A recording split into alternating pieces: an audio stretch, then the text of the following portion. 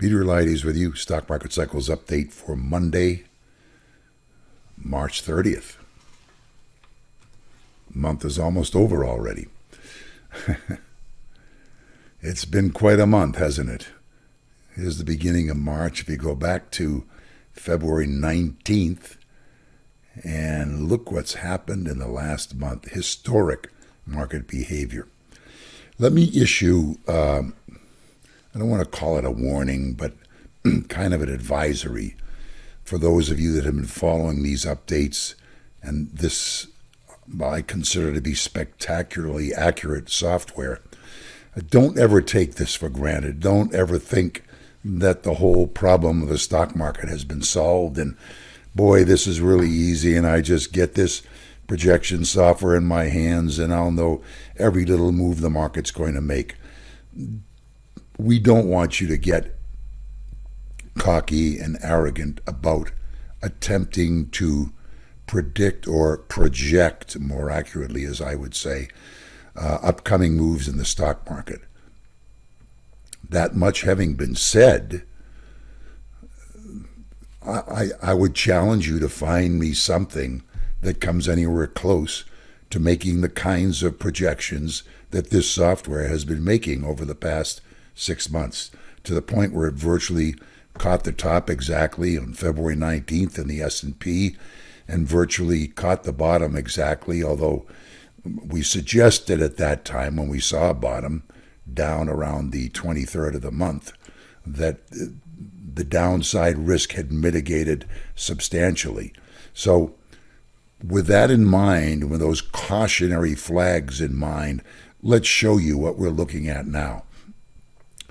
We've switched back and forth between intraday charts and closing price charts, and several people have asked, well, what's the difference between a closing price projection and an intraday projection? Well, these are intraday projections. In other words, they're projecting where the high might go.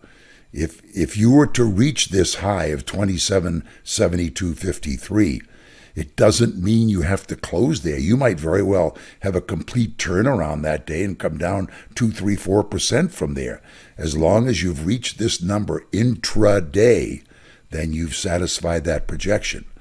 Closing price projections, on the other hand, need to be satisfied by closes. So they both have their own usefulness. And I like the closing ones because they tend to tell you where you should close rather than you might get up here and turn around dramatically. But for a change today, we're going to view the intraday projections. This one is on the S&P cash, and it's calling for, these are 7-day, 8-day offsets. These are trading day, 7-day and 8-day trading day offsets, giving nominal 20-day projections. If you don't understand the relationship between 7-day, 8-day, and nominal 20-day, one of these days we'll explain it to you. We've done that before, but we're not going to do it now. So this is a nominal 20-day projection, and it's calling for an upside intraday of at least 27.7253 on the S&P cash. So we saw this the other day, and we took that projection and we placed it on the next longer offset, and here it is right here. Because we had theorized back a couple of days ago on Thursday of last week that if we went straight up from here, we would have gotten significantly higher projections. Now we can meet this projection, cross right around the level that we're at here, and the projection that this longer term, these are 12.1 to 13.8 day offsets for nominal 5-week projections, the projections they can give would be slightly higher. In fact, a preliminary one looked like it was almost given today, and it would have been a little bit higher than the upper side of the nominal 20-day. So if we go sideways to up tomorrow with a midpoint of the bar, we're going to get a preliminary upside projection. And it looks like right now, well, you can get a rough idea where it's going to be. This is kind of a measurement software here. Here's the low. This would be the halfway point right about here, and your projection would be right about up to here. That's right around the 29.85 level on the S&P cash. Has not been confirmed yet, has not been given and confirmed yet, but unless we get a dramatic decline tomorrow, chances are this is going to be confirmed. So we're in the space now where we're looking for still further upside moves to be made. We'll know soon enough if that's not true, because we'll immediately start down and begin to invalidate these upside projections. But as of now, we have this projection right here outstanding to about 28.73 to 27.72. So this whole area in here, and we could get a little bit higher if we get above this offset tomorrow. Now, the only other chart I'm going to show you, and I've showed this before, is the next longer offset.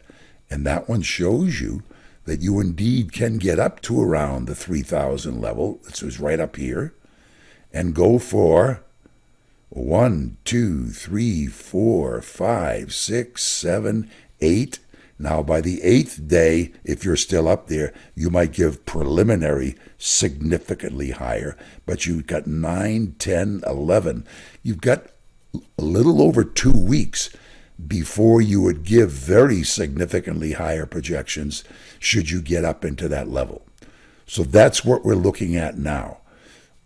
All things considered, we have to favor the upside from here. We have upside projections. That does not mean that we can't turn around immediately and begin to give lower projections again and invalidate these upside projections. But with our projection software, we take it from day to day. When you get a projection, only two things can happen. The projection is either met or it's invalidated. Right now, we're looking for this projection right here to be met. Hasn't been met yet. Still very much in effect. Now, in order to invalidate it, let's go to the next shorter offset that gave the projection. In order to invalidate it now, as we told you yesterday for the weekend update, you'd have to get all the way down to new lows again in this area down here. That's probably not going to happen the next couple of days. So these are the levels that the market is aiming for right now, according to our projections, and that's what we'll be looking for until we see something differently. Thanks for watching. Subscribe if you haven't done so. Comment favorably, we hope.